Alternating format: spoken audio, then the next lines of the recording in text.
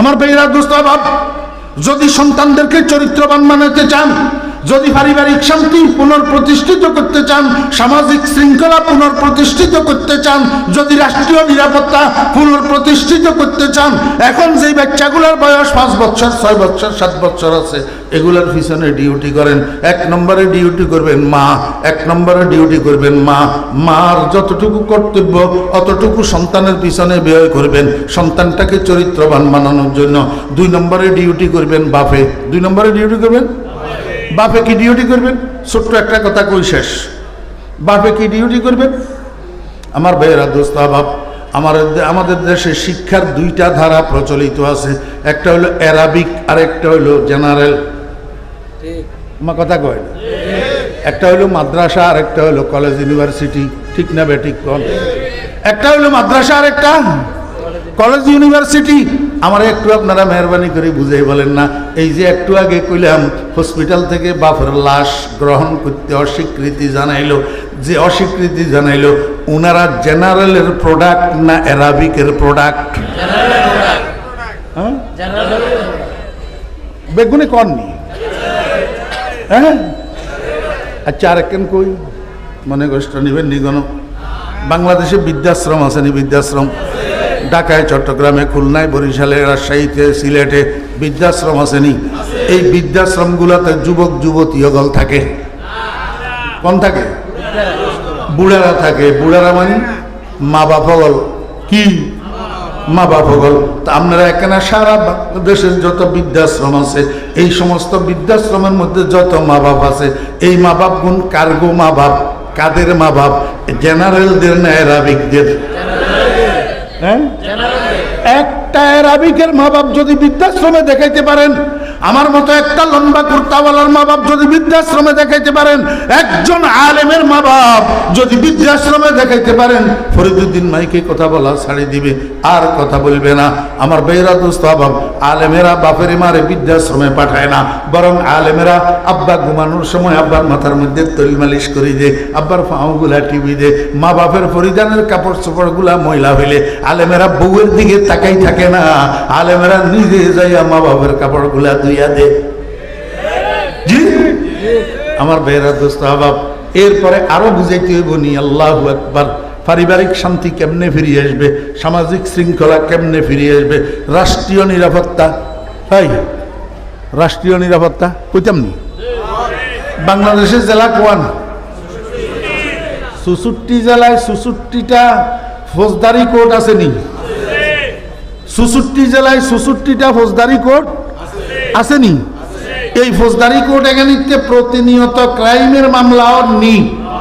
চুরির মামলা, ডাকাতির মামলা, হাইজ্যাকের মামলা, রাহাজানির মামলা, খুনের মামলা, ধর্ষণের মামলা, লুটতরাজের মামলা, দুর্নীতির মামলা, মদের মামলা, জুয়ার মামলা, প্রতিনিয়ত এই মামলাগুলা হইতেছে কিনা?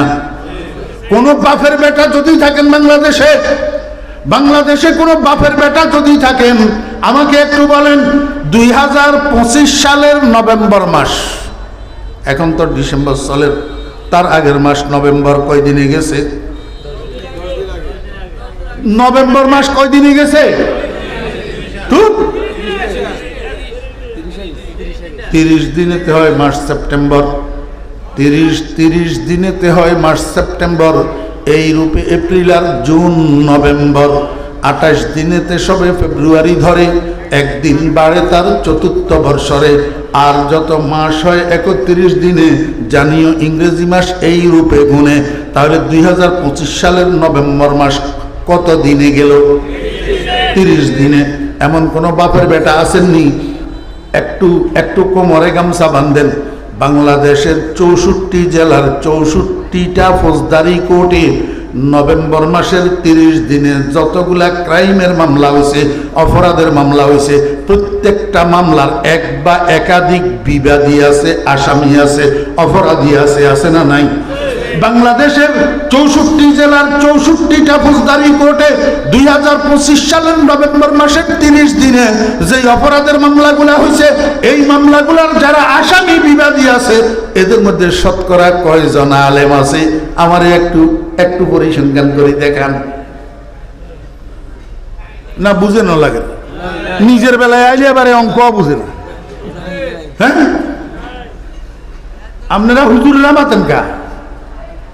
জেনারেলেরা কক বুকে হাত দিয়া নাই নাই এই কতলে কসে না কর দায়েম মালে কসে না খর দায়েম, কতলে কসে না কর দায়েম মালে কসে না খর দায়েম, জুরমম হামি নাস্তে জুরমম হামি নাস্তে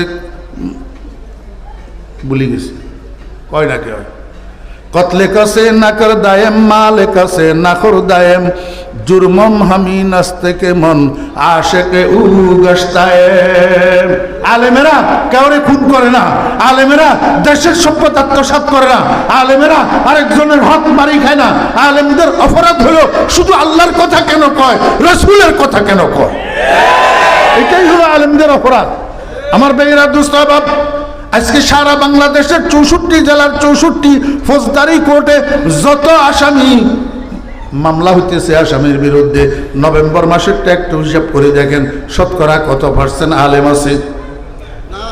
আরে আচ্ছা, আপনারা না কর নাই, ধরে নিলাম 75%, হ্যাঁ আলেম অদোস্ত 60%, 50%, 20%। আচ্ছা একেবারে তর্কের খাতিরে 5% ধরলাম, কয় পার্সেন্ট? তর্কের খাতিরে ধরলাম। যদি 5% অপরাধী আমার মাদ্রাসার প্রোডাক্ট হইয়া থাকে, অ্যারাবিকের প্রোডাক্ট, তাহলে বাকি 95% প্রোডাক্ট কাদের? জেনারেলের। কাদের? জেনারেলের।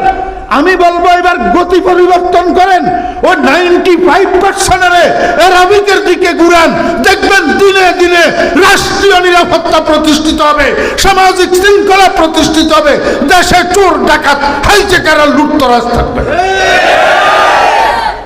ওয়া আখিরু দাওয়ানা